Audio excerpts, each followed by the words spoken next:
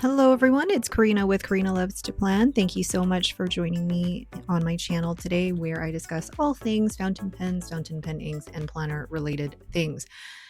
Now, it is that time of year where we're all trying to think about 2026 planners. I know it's only August, but we've already had some makers and some shops in the community who have already done pre-orders for their 2026 planners.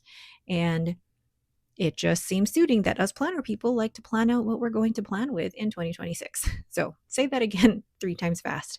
But I've already been thinking about my planners for next year. And it was about this time last year that I also did this same video for my 2025 planner thoughts. And I just thought it was fitting that this is coming at a time where I'm also changing my mind, because after I did my 2025 planner video last year, I changed my mind. So it just seems fitting. And I really need to get my thoughts down on paper. And I thought I could take you all along with me. So let's zoom in here, because I'm writing this in my passport notebook here, which seems to be the size that I'm favoring right now. Spoiler alert. So let's go ahead and zoom in. So you're probably wondering, or some might be saying, that August is too early to be thinking about what we want for next year. But really, there's no right or wrong answer to that, because we are planners and we like to plan what we're going to plan in 2026. So we need to know ahead of time. But also, for some of us, the journey of trying to figure out what our perfect planner is going to be is also part of the fun. And it works out that today is a holiday. I don't have work today, and I can absolutely hyperfixate on this today. So I'm writing all of my thoughts in my Planner Monkey Co. notebook, which is the passport size, which I feel like is a spoiler alert for what my preferences are going to be going into 2026. But before I do that, or before I go into all of what I'm thinking here, this is basically going to be a brain dump, but I'm going to just write down what is not changing for 2026. The first of that being is my A6 Hobonichi A5, or sorry, Hobonichi 5-year journal. And 2026 will be the last year in that 5-year journal. And I'm really loving that. And then next year, I will decide whether or not I want to continue on and do another 5-year journal for my family and me. Then the next thing that's not changing is my A5 Planner Monkey Co. notebook, which is my multi-year journal. Well, it's really a 4-year journal, because it will take me through from 2025 all the way to the end of 2028. So I'm glad that I don't have to decide that. That one is already decided based on decisions from last year. Another thing that won't be changing is my work notebook. All I need right now is an A5 notebook, and I'm currently in a Hobonichi A5 notebook, which has more than enough pages to get me through the rest of 2025 and even 2026. So I really don't need another one. And that's something that really won't change. I don't need a planner for work, because my schedule is on Google Calendar, and that can change daily. So I don't need to plan out my schedule. And also, the notebook really is just for taking little notes here and there for myself, keeping track of the calls I've made or any follow-ups I need to do, things like that. So I don't need more than a notebook for work. So the things that I do need to purchase new for 2026 will be things like my pen and ink journal. And I currently use an A5 Hobonichi notebook, which is in my Galen leather cover, and that's working really well for me. I believe that has 200 and some pages. I don't know the exact page count, but it's working well for me so far. I do have another A5 Hobonichi notebook spare that I purchased last year, but I also want to try the Hemlock and Oak 70 GSM archivist paper that they've just introduced and that they've been working on. So basically, the two choices I have for the pen and ink journal are an A5 Hobonichi notebook with Tomoe River paper,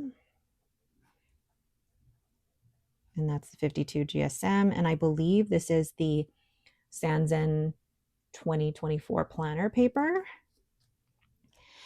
or the Hemlock and Oak 70 GSM archivist paper, which they sell in an A5 size notebook. So those are my two different choices for a pen and ink journal. Now, part of me just wants to continue using the A5 Hobonichi notebook because I have it. I don't have to spend money on it. But the other part of me also wants to just try out Hemlock and Oak. They're a Canadian company, but also they really worked hard to create a fountain pen friendly paper. So I really want to give that a try as well. And I couldn't think of any other use for it other than the pen and ink journal. So definitely something to think about. But I also have to think about, with my pen and ink journal, I want to use a journal that represents the pen, or it represents the paper that I'm using on a day-to-day basis.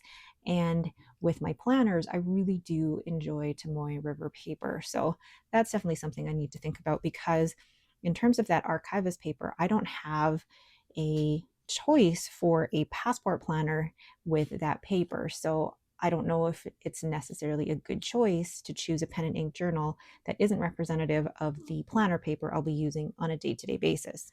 So the choice there for me is whether to go with what I already have or to try something new. I don't know. I don't know.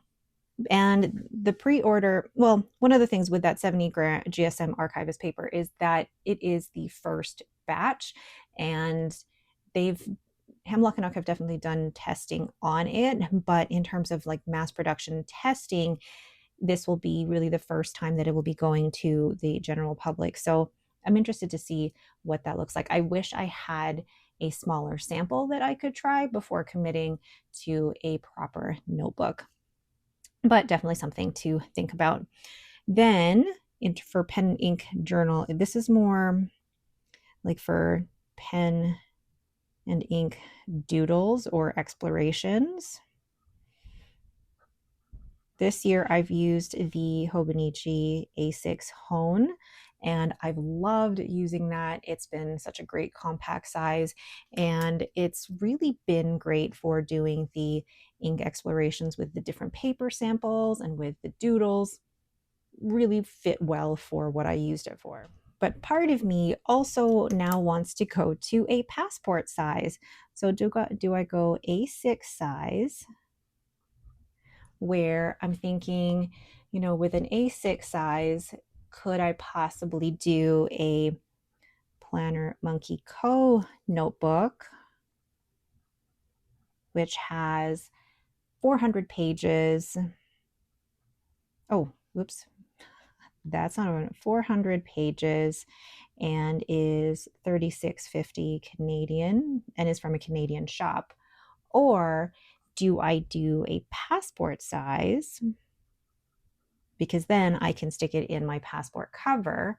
And do I do a passport size where the choices are the Sterling Ink notebook, which has 520 pages and is with shipping, I think with shipping, would be 52 Canadian. Or do I do the Planner Monkey Co. notebook at 400 pages and is $30.45 with shipping? Yeah, I don't know. And I have to think about, let's move this up here. I have to think about how many pages I want to decorate to each ink exploration. So, warning here, just a little bit of overthinking math. Now, if I decide, like, this is the maximum amount of pen and ink combinations that I could do in a year. So if I do like 15 per month, right? So 15 per month, that's 180 pen and ink combos, which, wow, that sounds like a lot. And that's if I'm doing like 15 inks over 30 days every single month. So that is the maximum that I could possibly do.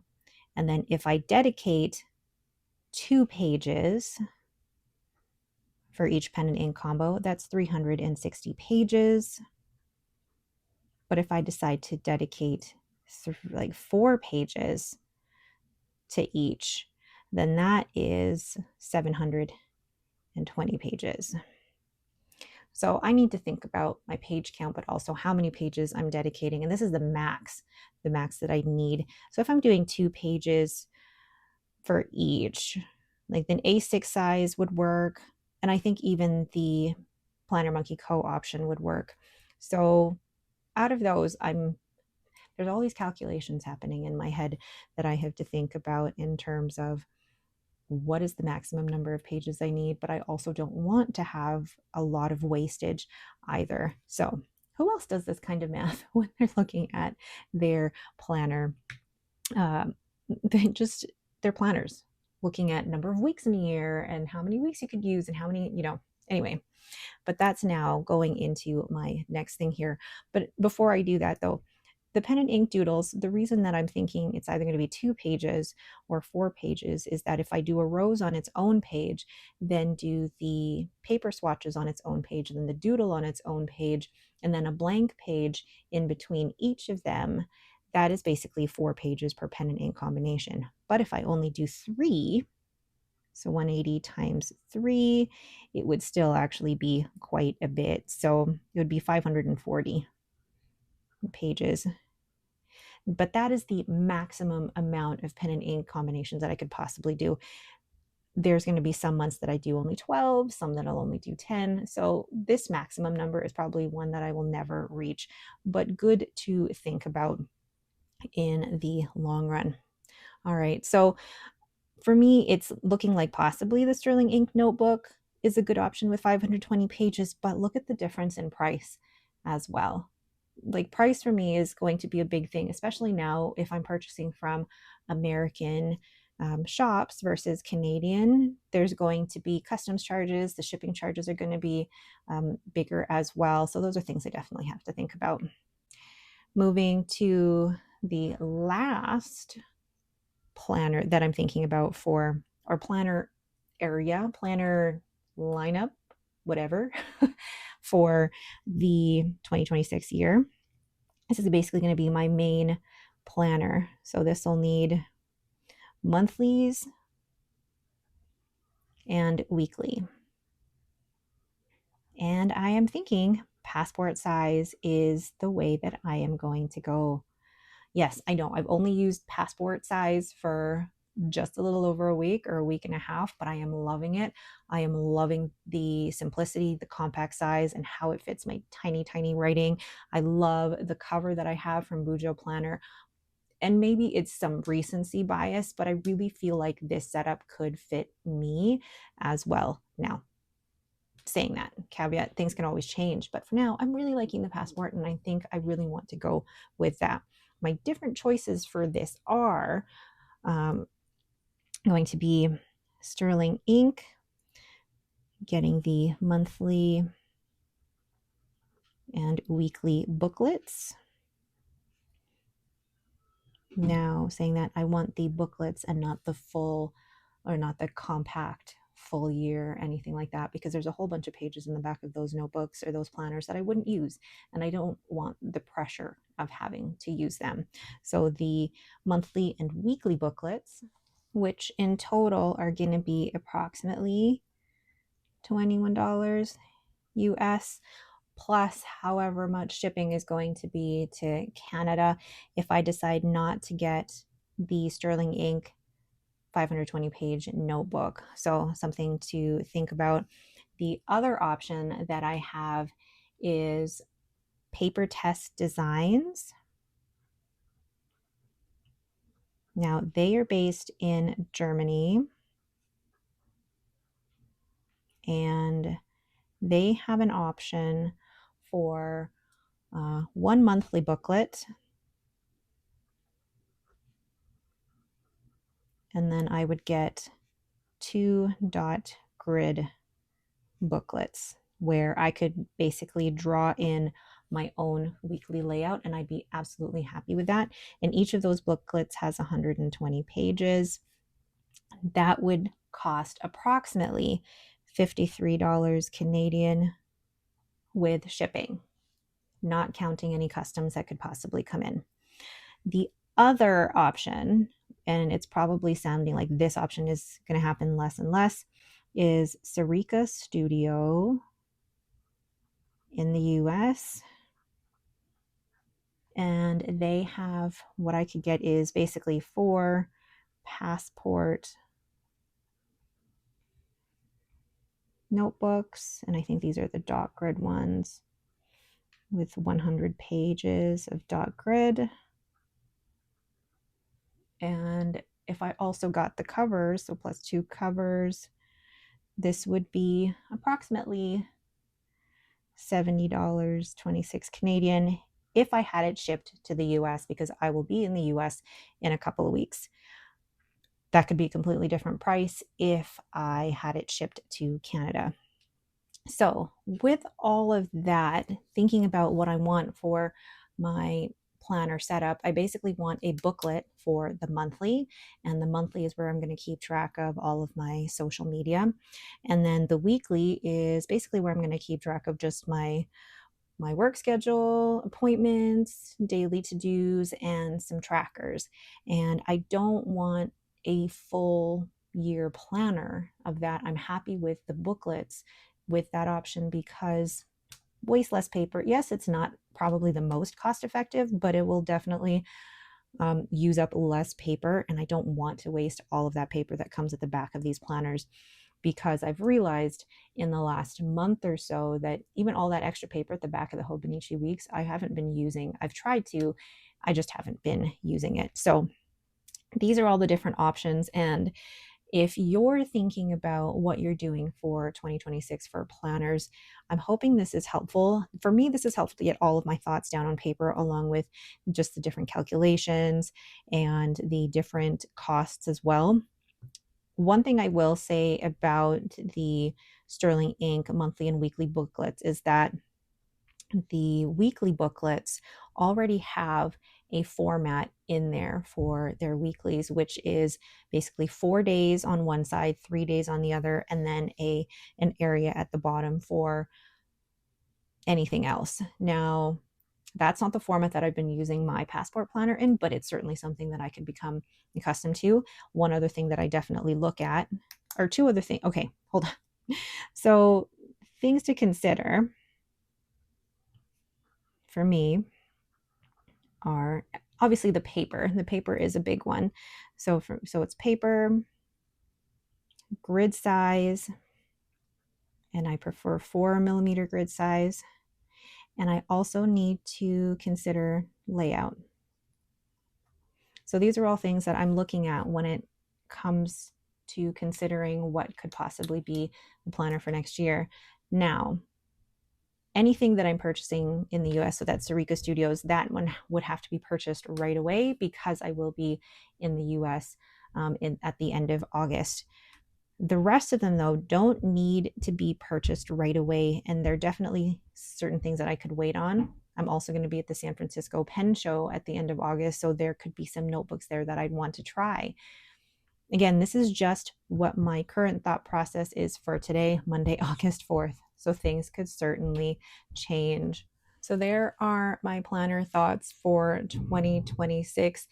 And I really thought that I was going to go into another week's planner for next year. But even in just the last 2 weeks of using a passport size planner, I'm loving it.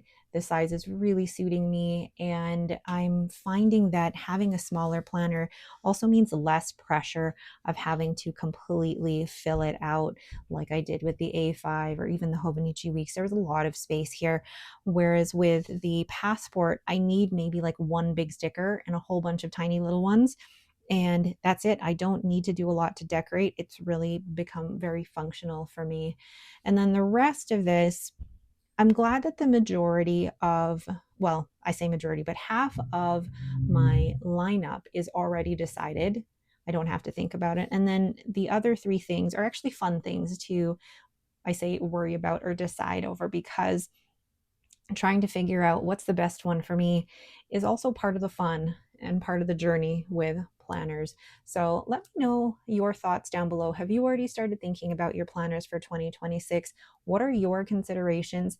And if you have any recommendations for any shops that do passport booklets with Tomoy River paper, please let me know. Again, these are the important considerations for me: the Tomoy River paper, grid size being 4 millimeters, and layout. So if you have recommendations, please let me know. Okay, but that is it for me. Thank you all so much for watching, and let me ramble on about planner thoughts because I really was hyper fixating on this today and I just needed to get all of my thoughts down on paper. Thank you all so much for watching and have yourselves a great day.